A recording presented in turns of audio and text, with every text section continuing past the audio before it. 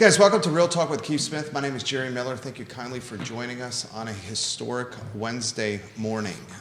2:30 or so in the morning, the announcement was made that Donald Trump will be the President of the United States of America in what is, I would call, the most divisive race in American history. We're going to take a spotlight or take a look at this race from a real estate standpoint, from a Charlottesville standpoint, an Albemarle County standpoint, and a Central Virginia standpoint. Donald Trump, at 78, will be the oldest person to ever win a U.S. presidential election.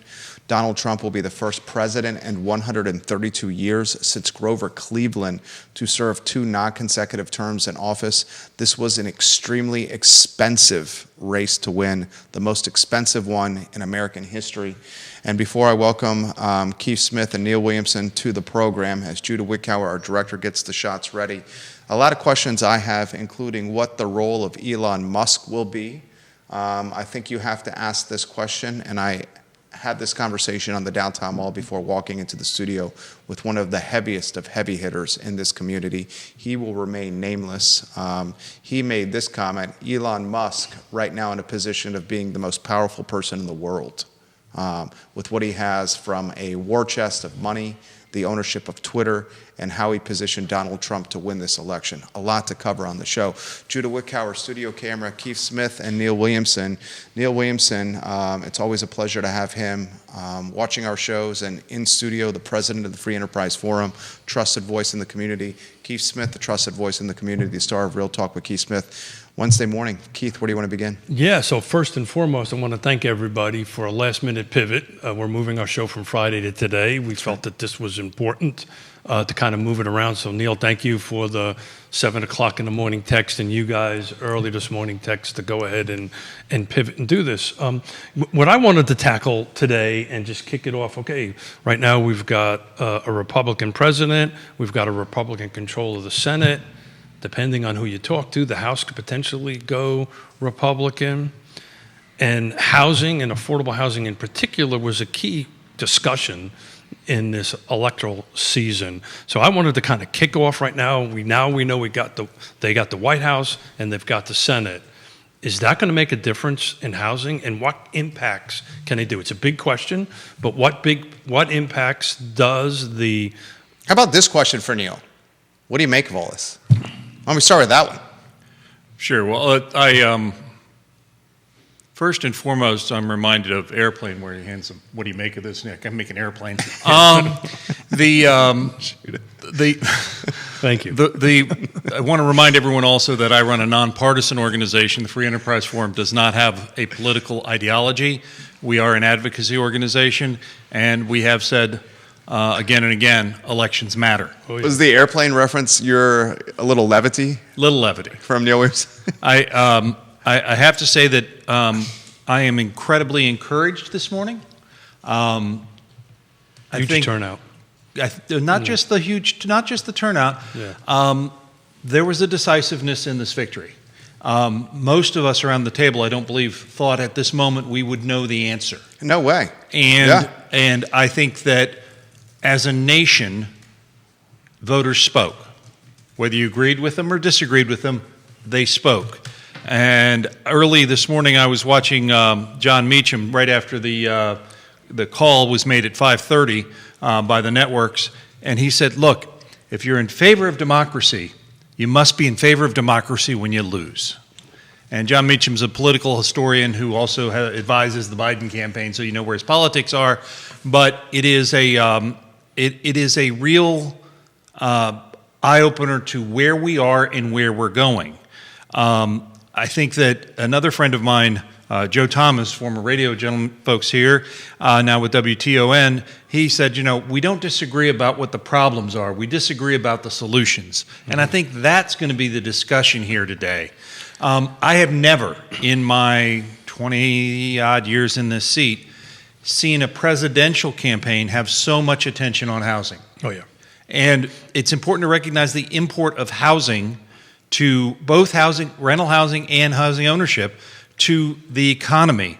What's good for housing is good for the economy, both your own personal growth in equity as well as the nation.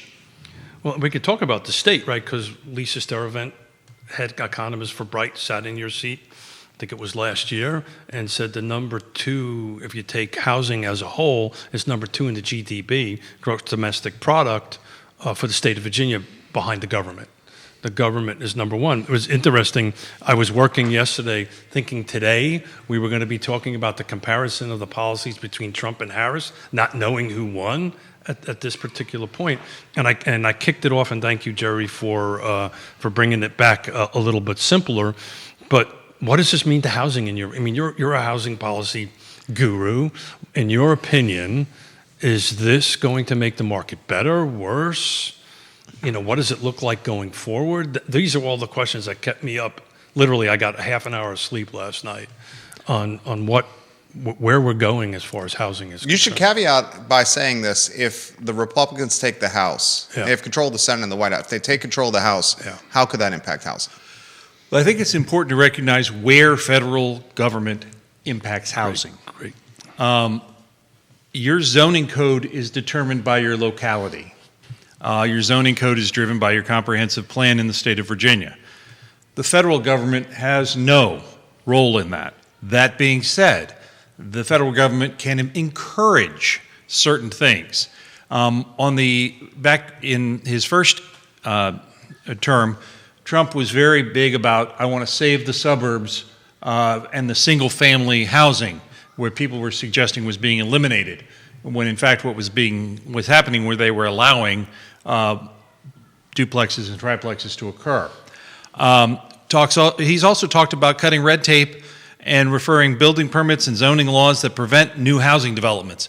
What can he really do at the federal level to make those changes? That's what I want to talk about. That's what I wanted to get on the table today, because yesterday I was watching this. There was a bunch of Facebook posts and X posts and all this stuff that this is going to impact us locally. And that's simply not factual. Well, right? Now, let me get this out. I want to push back on that. Go ahead. Let me get back.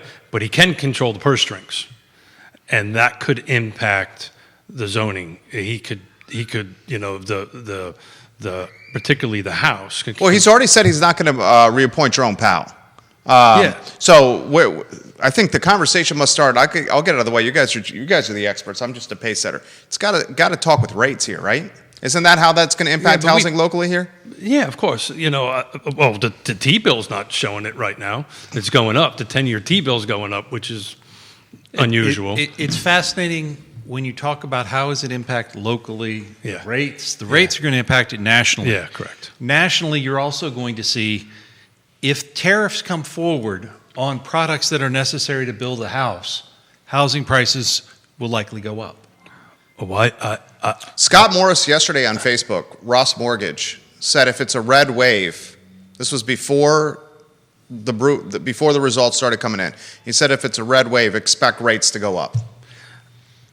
Mortgage rates. Yeah. Yeah, mortgage rates have been going up. And I would say that's the number one factor right now with a quicksand real estate market in Central Virginia. I have to say that supply continues to be a significant factor. But supply has upticked, though. Supply has upticked slightly, but not prices. If you look at the year over year, 3%. I read the car report. Year over year, 3% Q3 uptick in values, median values. Year over year, all of Virginia compared to Central Virginia, the car footprint, car median price is 8% higher than the whole state. Yeah, and you cannot look at this year over year, because if you take a look at some of the charts that we've done before on the show going back to 2016, we're way below historic averages as far as volume goes. Look, this is not a simple solution to this. There wasn't just one silver bullet that got us into this problem. There's not going to be one silver bullet to get us out of it. And rates will help, I'm on Neil's side of the house on this.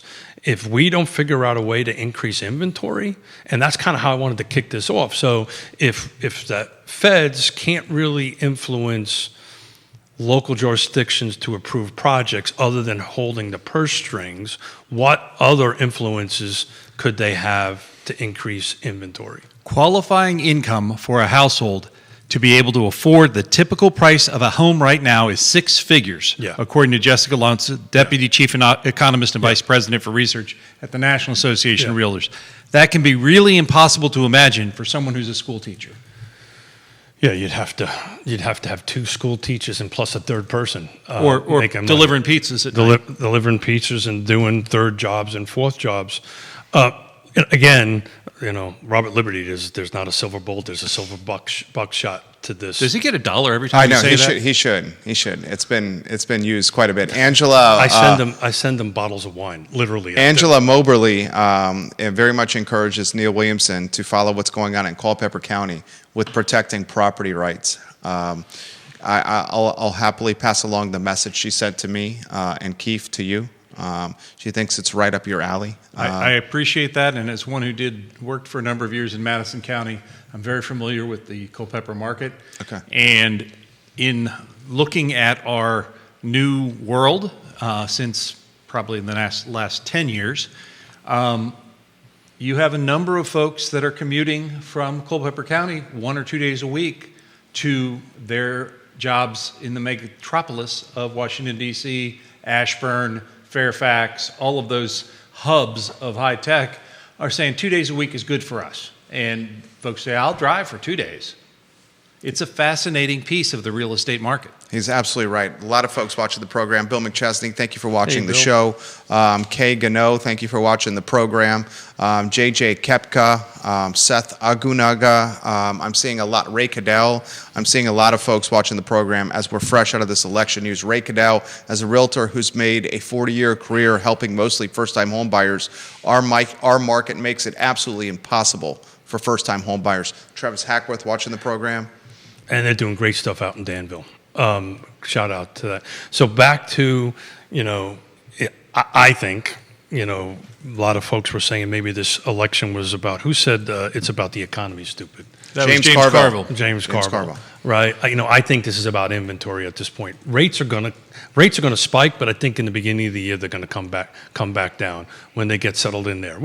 We shall see. If this 10-year T-bill keeps on climbing, rates are just going to keep on climbing. That's just the way that's going to go. Markets hate the idea of uncertainty. Yeah, without doubt. Elections are all about uncertainty. We're coming out of an uncertainty period.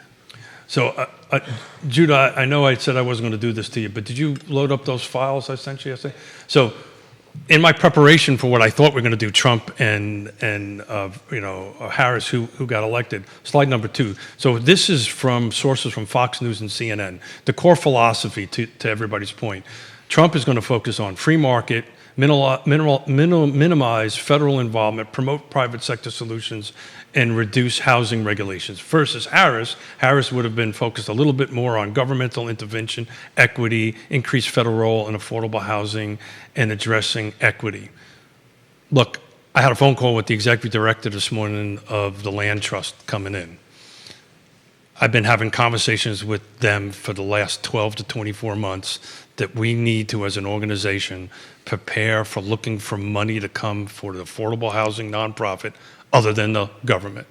Start looking into the private sector, and we've been slowly making grounds in that. That tempo is now got to get picked up, because I think, if Harris would have got elected, we would have seen a lot more of this subsidy and all this kind of great stuff. It would have increased prices, in my opinion. I don't think it would have done anything to increase inventory. But if Trump starts cutting whatever regulatory requirements he can on that, we'll see if it filters down. But that's how they're going to approach this from my perspective. Comments coming in quickly. Mike Plecker, Shenandoah Valley's finest backstops, one of them. He says the housing market is as much psychological as it is practical or financial. Buyers and sellers in all markets can and would make money and create wealth no matter when they buy, depending how long they own the home. Even people that bought homes from me when I started in 1995 with rates at 8.5% have created a huge amount of equity for themselves in buying and selling since then. But what creates excitement and action in a stagnant housing market, which we're in right now, hope and a sense of financial security is what gets people off the fence. Look at the markets today. The Dow is up over 13, is at an all-time high. That's not just the wealthy getting richer. It's teacher pensions, public service unions, pension funds. It's the mutual fund holders, the retirement accounts. The hope will build the market, and it will shift again. He calls it a stagnant market right now, the real estate market, but he highlights the hope that could come from being at all-time highs right now. But how does that translate to the street, right? You've got a buyer who can't find a home, right? There's nothing available in that price point. I get it. You know, what we do for a living, frankly, is kind of on the therapy level. We try to help people manage this. But again, I won't do this to Judah by going through the slides. I've researched a bunch of resources. So the Wall Street Journal, the New York Times, regulatory reform, possible actions, provide grants and tax incentive for zoning reform. So the only way they're going to do that, I think, is grab the house. Because if they don't grab the house, I don't know. You're talking the Dems. No. What I'm do you talking That's about a Republican. the Republicans. Okay. Right? So Okay. I'm talking about how can Trump do regulatory reform and have it impact it here locally. And it's to provide grants, tax incentives for zoning reform. And remembering, zoning reform is handled at the local level. 100%. Take a good hard look at the various localities of the region and check yourself regarding which parties kind of control those boards. All right, perfect segue then. You set this up perfectly for me to throw it back to you. Donald Trump, convincing victory, popular vote. Even Virginia was very close, closer than a lot of people anticipated. I think it was like 200 and some thousand votes. There was a point there that separated Trump and Harris in Virginia, ladies and gentlemen. He wins battleground states like Pennsylvania, North Carolina. I mean, significant swings here, folks. So this is a question, and you know where I'm going with this. How does this cycle influence next year's cycle, where on the Board of Supervisors, 3 seats are up, Ned Galloway and Diantha McKeel, who ran unopposed last cycle. Jim Andrews in the Samuel Miller District is up for grabs as well. We would think all 3 would run again. Time will tell. I'm very, very confident Ned Galloway is going to run again. And the city, Charlottesville, Brian Pinkston and Juan Diego Wade are up for re-election. Juan Diego Wade made the announcement that Brian Pinkston was going to run again on WINA, much to the chagrin of Brian Pinkston. I would imagine Juan Diego Wade's going to run again. And then we got a governor's race. Anywhere you want to go on this, Sir Neil Williamson? Well, first and foremost, welcome to Virginia. Yep. We love elections. We have them every year. I like it, though. Well, it's fodder. It's fodder for a talk show. Yeah. And we do not allow our governor to repeat themselves consecutively. Now, the reason that will never change is because the entire General Assembly awakes every morning and looks in the mirror and sees the next governor. So I think it's important to recognize we have right now one strong announced candidate, Abigail Spanberger, who is retiring from Congress, who has fairly high name recognition. Extremely high. And federal experience and CIA experience and DOD experience. And if you look at history, Virginia tends to swing back the other direction from the presidential election. So when you saw Biden elected, you saw Governor Youngkin elected. Now, Youngkin's race was not a huge embrace of Trump, but it was not a declaration that he is not Trumpian. Well, so Youngkin's race and his victory more of an indictment on how McAuliffe managed his campaign and some of the things McAuliffe said when it came to parents in public schools. That was a gaffe to be remembered. Times 3. A gaffe to be remembered. Yeah. And I think that if you go back again another 4 years, you'll see the exact same swing. Virginia likes to be a little bit contrarian in the following year. I think that this bodes well for Ms. Spanberger's campaign. I think that things were leaning that way anyway. Virginia went Democratic in this election, even though it wasn't by as large a margin as some would think. I would anticipate when we see the first polls out of the various universities, you will see a lead of about 10 points right out of the gate. Yeah. Michael Guthrie and Paul McCarthy are getting the mix here. Guthrie's pushing back a little bit on you. Zoning reform only works if we find ways to get people to develop properties with affordability in mind versus profitability. Paul McCarthy in response to Guthrie, these are agents of significant experience here. The idea that builders and developers have to decide between affordability and profitability is a losing battle, Michael Guthrie. Yeah. He says it needs to be profitable to make affordable homes. Well, and Paul McCarter is doing a development project down Avon Extended as we speak. So, help create, chaired, vice chaired, the Regional Housing Partnership. Look, in order for this to work, everybody's got to be at the table, the for-profits, the nonprofits. But, at the end of the day, Paul is somewhat right. What does it take? A ready, willing, Nothing happens Yeah. absent a willing property owner. Yeah.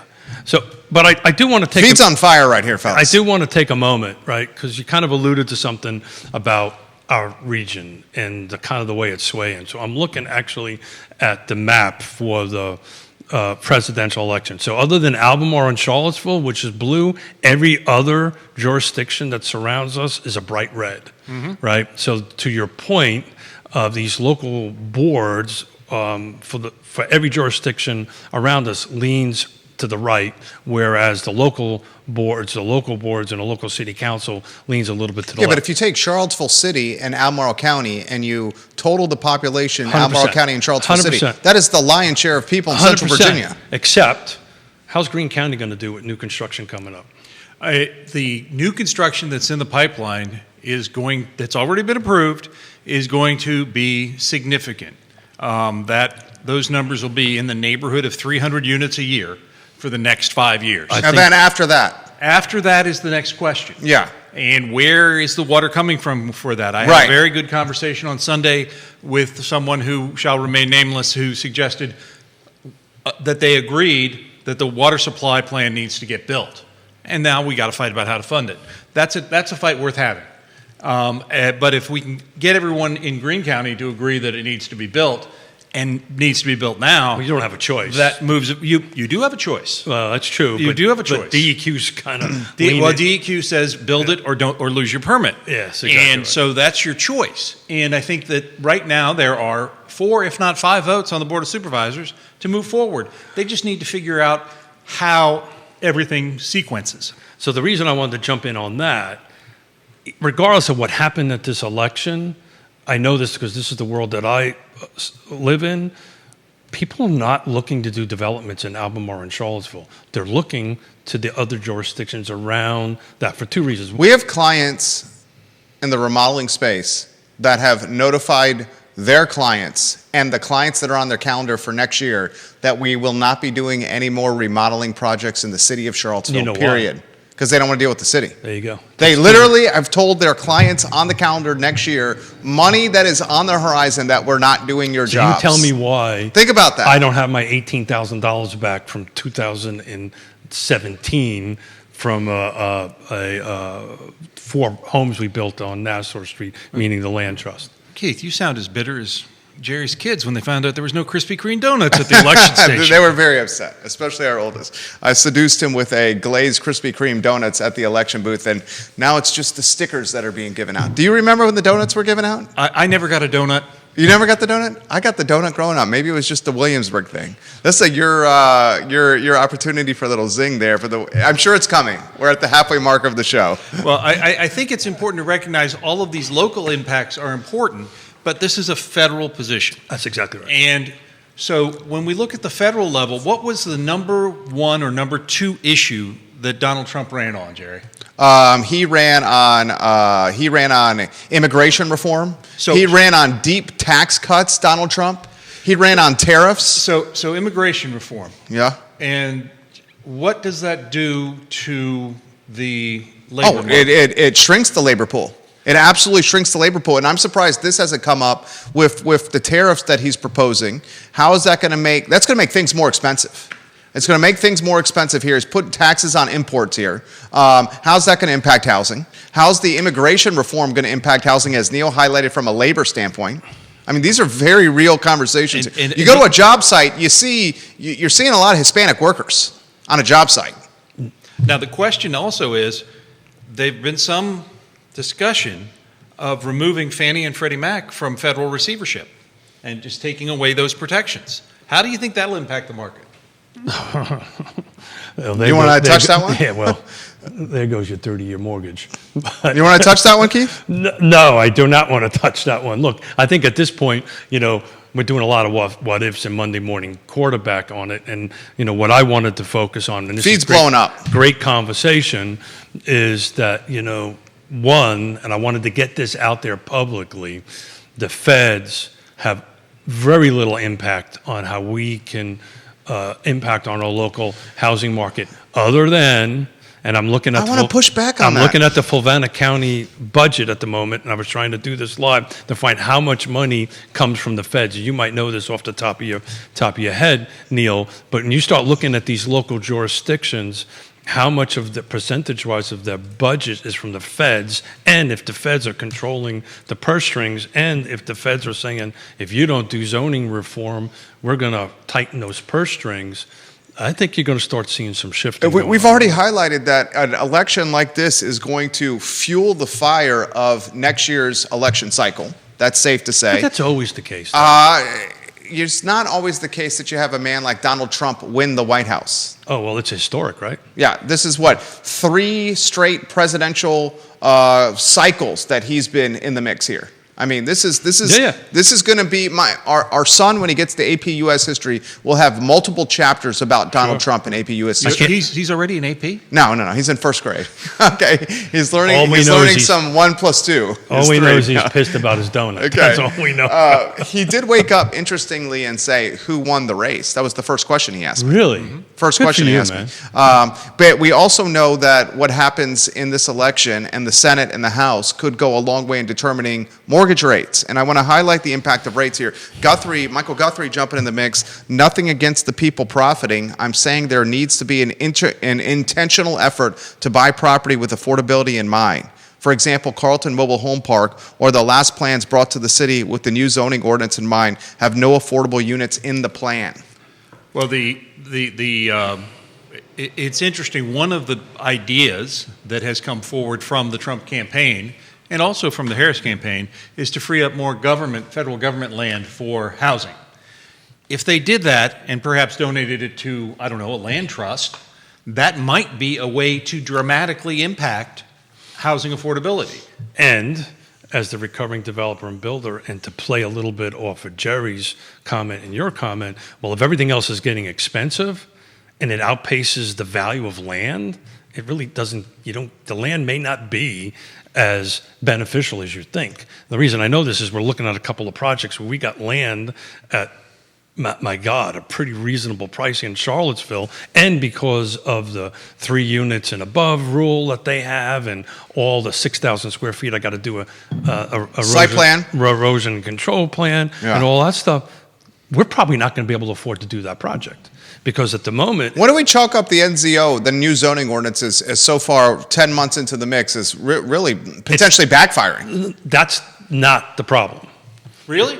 Tell that to the hotel. Yeah, tell that to the project next to the Omni Hotel, where the developer from the Heirloom building on West Main Street, who built apartments next to University Tire, literally told media that I can't do multifamily on the downtown mall because of the new zoning ordinance. Exact words from, was it Jeffrey Levin? Right? Exact words from him. Can I finish? Sure. Thank you. So it's not the zoning ordinances, it's the other side of the coin, which is the site plan side, that and the subdivision side. That is why there's some work that has to be done on the zoning. I get it, zoning side. But that's really not what's causing this problem. You talk to Roger, you talk to the land trust. We're looking at stuff and sitting down with engineers and stuff like that. The cost to meet those requirements, which is not in the zoning, this is something that was written post that, is ridiculously expensive. Neil, jump in here. Kevin. Let me finish. 25% of new construction. Red tape. And I think you're going to see this in the beginning of next year, that number being about 1/3. Yancey says, wait till you see cost of goods increase significantly because of these tariffs. Significantly. Neil Williamson, where do you want to go with The question is he really going to do it? That's the real question. I think Yancey brings up a good point. I believe that the zoning ordinance, because I believe, Brian Pinkston, it's a living document. Well, it's time to give it some CPR. Oh, I would agree with that. Because right now, you're required, if you are over 9 units, you are required 100%. To give 10% affordable housing, and that 10% must remain affordable for 99 years. 99 years. That has created I a can do freeze on development over 9 units. 99 years is the long. Neil Williamson highlighted this in the Free Enterprise Forum. Longer than the life cycle of the housing being built. That's insane. So in Europe, typically they build for 100 plus years. Here we build for 25 years, 50 if it's a really well-built house. So the life cycle of a home is between 25 and Travis 50 Hackworth, there needs to be specific targeted tax credit programs developed to target housing development, like the HTC program to encourage affordable housing development. That's the only way you're going to start winning the battle of affordability versus We profitability. talked about this on a previous show because you asked me which was going to be the best, which plan was the best, which forced me to dig into this. So thank you very much for doing that, Jerry. You know, to me, you got to smash the both together, right, and take a little bit of both and move forward. Is that going to happen or not? Is a different story. Well, you know, But yes, so much is coming in here. The local zoning ordinance is a living document, and yes, it needs to be tweaked. But if you do not dovetail it with the site plan side, whatever you do to the zoning isn't going to make a damn difference. Agreed. The implementation on the implementation on the site plan as well as the building permits. Yeah. Now, We didn't even talk right about now, that. Albemarle County is launching a new building permit processing platform. Here's news for you, and you're going to hear it from Albemarle County in the next couple of weeks. From January 1st through January 10th, all permitting will go dark. From January 1st to when? January 10th. All permitting will go dark. How long does it take in Greene County? It's 2 weeks. Yeah. You know how long it takes in Fluvanna County? About a day. 2 days maybe at the most. For a building permit. Right now, How long does it take to get a CO? I don't know the answer to the CO question. Albemarle County permitting has gotten better, but it's incredibly inconsistent. Well, Charlottesville has gotten worse, and it's also incredibly inconsistent. So for the real estate people that are watching this, and if you're helping new construction homes and you're trying to close on it, when you say permitting, the other side of that is CO. So that same timeline applies to certificate of occupancy. So guess what you can't close for a client? And they will be handling inspections and certificates of occupancy between the 1st and the 10th, but they chose the 1st and the 10th for good reason.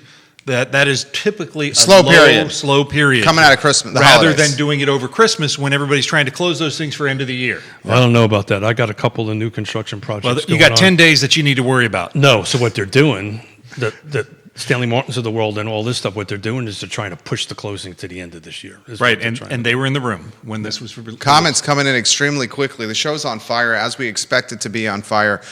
Do you want to touch on expanding? And you and I respectfully disagree with you, but multiple folks are asking you to expand upon the development area and the 5%. This is something you champion all the time. Well, we are talking right now about the federal election. This afternoon at about 2:30, Albemarle County Board of Supervisors is going to have a discussion of their growth management plan. Nowhere in that discussion are they going to talk about page 62 in their capacity analysis. Now, I know I may be one of 10 people who read 63-page report, but on page 62, it states from their consultant that they need to consider expansion of the development area. Nowhere has that been discussed. And we need to expand the development area. There was a discussion of, at the meeting last Wednesday, of the CACs, which, by the way, I think should be disbanded. It was an all CAC meeting. That's the community advisory committees. And there was a discussion of swapping out. Not all of that less than 5% is developable. Right now, there's about 7% of the 5% that has developable or redevelopable land, according to one of the studies that Albemarle County has done. Jesse Rutherford, Chris Fairchild, hello. We got some supervisors watching the program. How did that developer incentive program go? Well, right now, we're still waiting. I understand Mr. Galloway may be on the show sometime soon, and we can talk to him about that. He's willing to look at anything because it's a living document. But currently, the regulations around the developer incentive program are too high and need to be brought down on the front end, not by negotiation. Keith, your thoughts on that? Yeah, so none of this is surprising to anybody who watched the show. Look, the 5% is not the 5%. So It's not the 5% because the topography doesn't allow for development, and it also includes commercial within the 5%. Diantha McKeel's made the point while sitting in Neil Williamson's seat until the 5% is at capacity. Why would we expand the 5%? So has anybody done an analysis of how much the capacity is on the 5%? Yes, 7% is what they're saying. There's 7% available of the Thank you. 5%. I am a Marine. You confused me because you said 5 and 7. No, but that's a great. I get it. It's a trying to good make a number. joke. It's a great number. But the question is, if it's So that is Say controlled. that slowly. Sure. For me. 7% of the designated development areas are open for development. So he's saying or 93 is redevelopment. at capacity of the 5%. Or not developable. Or not Yeah, developable. or not developable. Yeah. But this is a government-created scarcity. Yeah. And I'm sorry, Econ 101. I'll push back on that. Sure. Push back, sake of a talk show, and I sincerely believe this.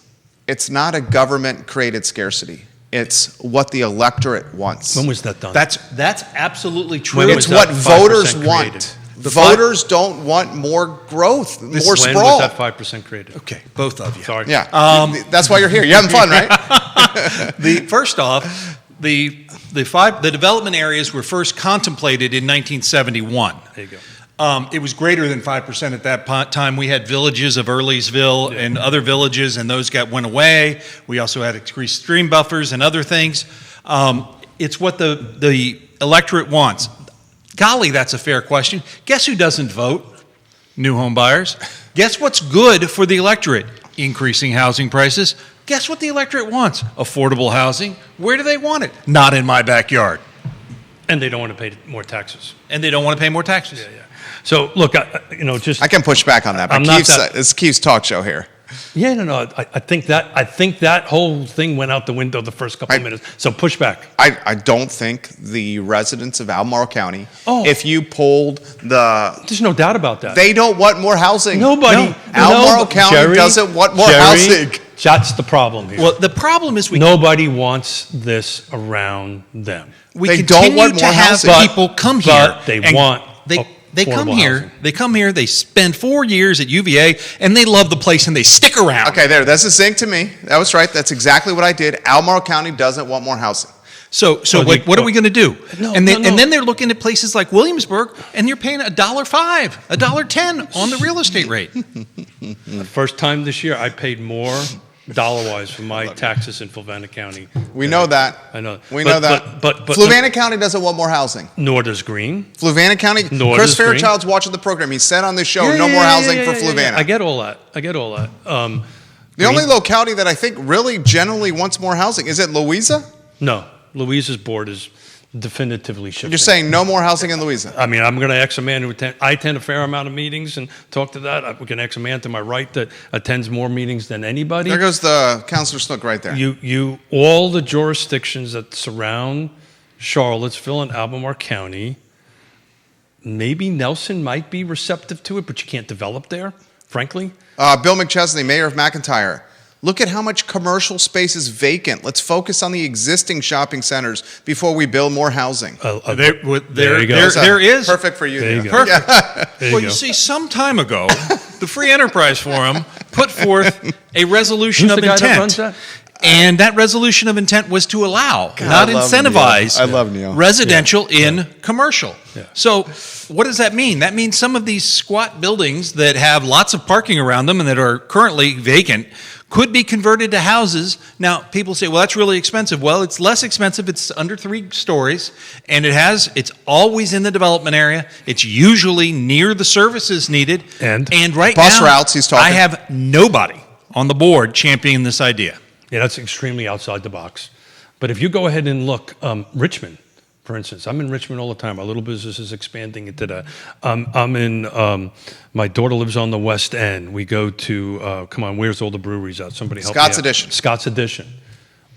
Every one of the old industrial complexes are converted to housing. Carly Wagner, does Neil have an opinion on where the targeted expansion should or could be? Does he envision them being immediately adjacent to the current development areas, expansion of boundaries, or does he envision them adding new islands of growth? Topography can be overcome, but it's at a cost. Look at all the site work Greenwood Homes has done by the water tower on Berkmar. That's tons of site work for a really small number of homes. Cost of those homes will go up as a result. Greene and Fluvanna need water before we build more housing. Carly Wagner, you are the best. Fluvanna she should County, come back on the show. Fluvanna County, the permit's been issued. They're building an intake. About 400,000 gallons of water is going up to Zion's Crossroads, and that's probably going to be within the next 12 months. So they're going to be the rock star of at least water goes. The rest of it is a different story.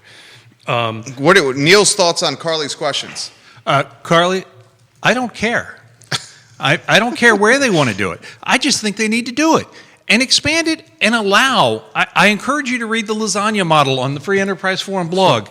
Allow a transitional area of 2-acre lots. So let's talk. I mean, maybe even put a gate up if you want a gated community. I don't care. We have Western Albemarle schools. We have Crozet schools that are so overbuilt with housing. Old Trail and Crozet have been so overbuilt. I know it's a designated growth area that kids are learning in trailers. They're why is that? Learning in trailers. Why is that? That's state law, because you don't build a school until after you need it. That's state code. So let's back up for a second. So, thank you, gentlemen, by the way. That 5%, right? Just to change, let's be real here, right? They're talking about it at the board level. To actually, a couple of board of supervisors have discussed when they would be willing to discuss. Okay. That does not mean talking about it. I think Neil Williamson tweeted about that, didn't you? Remember? Okay. Yeah. I turned that into a day's worth of content. That tweet. So let me try this a different way, Neil. I'm gonna try to be the sales guy here and turn this around a little bit. When was the last time that was even discussed at the board level, at that level? So the fact that it's at least came across their lips is one thing. But how long do you think from today, from this conversation, before that even is remotely possible of being implemented? How many decades do you think that's going to take? It will take 10 years to do a decade to do the work necessary, both on the concern I have. And get approved. And get approved. I believe. Are we betting a mustache or something on this? I don't believe that I'm going to bet your mustache on anything. I believe that I'm in the process of reading a book about the housing crisis, and it is. I'm coming to the place where I'm starting to believe the participatory governance of land use is part of the problem.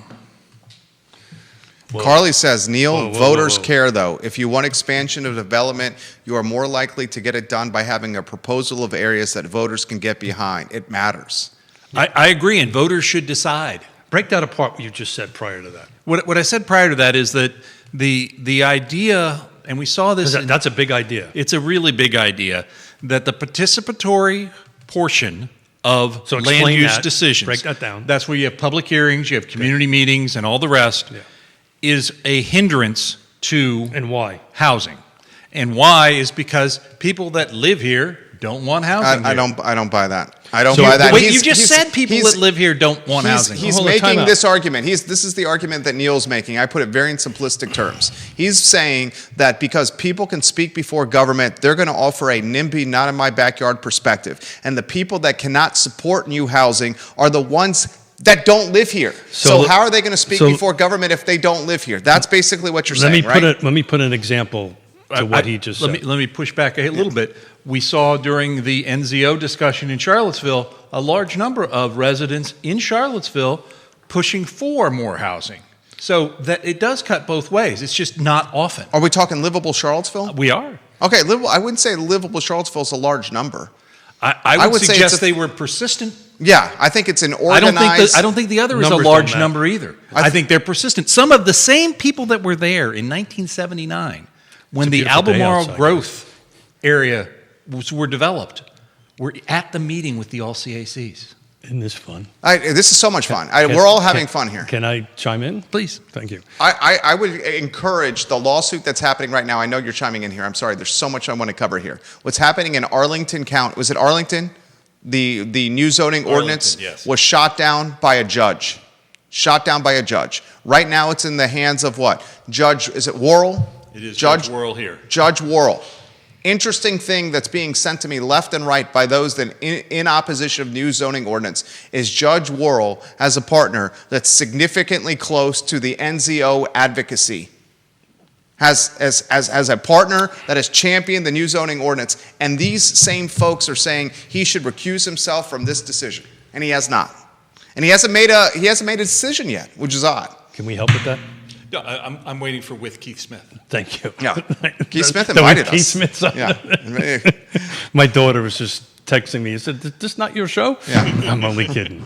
This is good. This is what I wanted. This is what the 7 o'clock in the morning text to everybody was about, is to have this debate. By the way, this debate we're having, isn't America awesome? Yeah. Don't we live in a freaking awesome We do. country? Absolutely. And I know that I'm going to get a little down on it. I know this firsthand because I lived 6 years under communism where we couldn't have this conversation, that we would have been shot at our tables. So going to get that out there. So we're doing great. Let's talk about Greene County. Let's talk about, so you're suggesting that you want to remove the public involvement in a rezoning process. I'm suggesting that we should re-examine the process. Okay, got it. So Well, what are we going to do? We're going to follow the lead of the Greene County Board of Supervisors, I wanna do an who example. said screw the Planning Commission? I want to do an example on Greene County, because this is your hometown. I know a little bit about a project because I'm connected to it in a certain way. Back to, there was 12 people that shut down a rezoning in Standardsville for 500 units. That was the by right density that the developer would have provided $10 million worth of water infrastructure right out of the box. These 12 people convinced the Board of Supervisors not to do that. Let me finish this, if you don't mind. So now what's happening is it's a by right project. They're getting the 500. Because of state law, they have to provide this subdivision water. They have to do it, right? There's not, they haven't, and oh, by the way, they're going to get no money from it other than the $15,000 connection fees or whatever. So there was an opportunity here to work together, but instead there was a small group of people that said no, this is how democracy works, convinced the Board of Supervisors to vote it down against the Planning Commission's recommendation, and they're going to get this project in Greene County, and the county citizens are going to pay for the water. And you know what that's called? Democracy.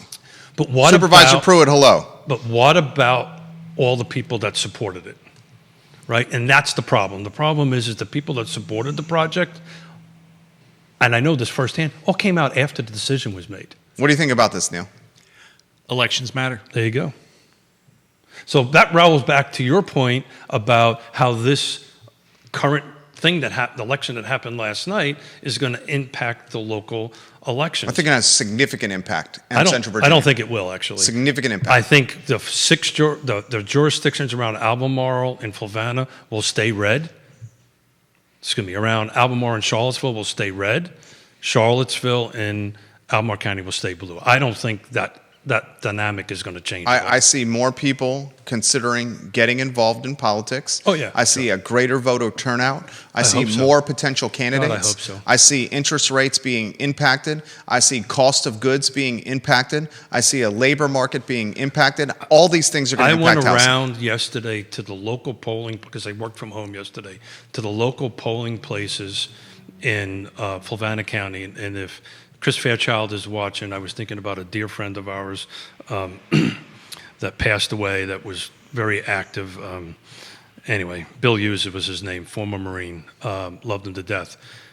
I have attended and done this very thing since 2000 for every election. I've never seen the lines like this. So that's just great news. People got out and they Chris voted. is watching. Right? And they did their civic duty. I mean, it's freaking awesome. Lonnie Murray, hello. Lloyd Snook, hello. But if you think, I don't know, if you think 2 years from now, well, we got elections next year in all the counties. Three. Right? We have Half of the Board of half Supervisors the Board in of Albemarle. Supervisors at Albemarle. Yeah. Two 40% of the council. So you're thinking that's going to, Albemarle County is going to flip red? I'm not saying it's going to flip. Okay. I'm saying we're going to have more people voting and more candidates considering running because of what happened with Trump. God, Over the next 90 days, they decide. Yeah. Whether they will run. These are the conversations that are being had at Thanksgiving and Christmas tables. Elections matter. What else matters? Candidates matter. Contested elections Nat matter. Galloway, unopposed last cycle. Diantha McKeel, unopposed. And you mentioned he's watching. Mike Pruitt attended an event that I moderated, and he chastised the fact that he ran unopposed in Scottsville. Unopposed. He said, that's a doggone shame. It We is. should have this discussion of issues. And to that, I give Mike Pruitt a lot of credit. Absolutely, and 100%. Pruitt watching. I'll say this: Mike Pruitt is an attorney that's a housing advocate.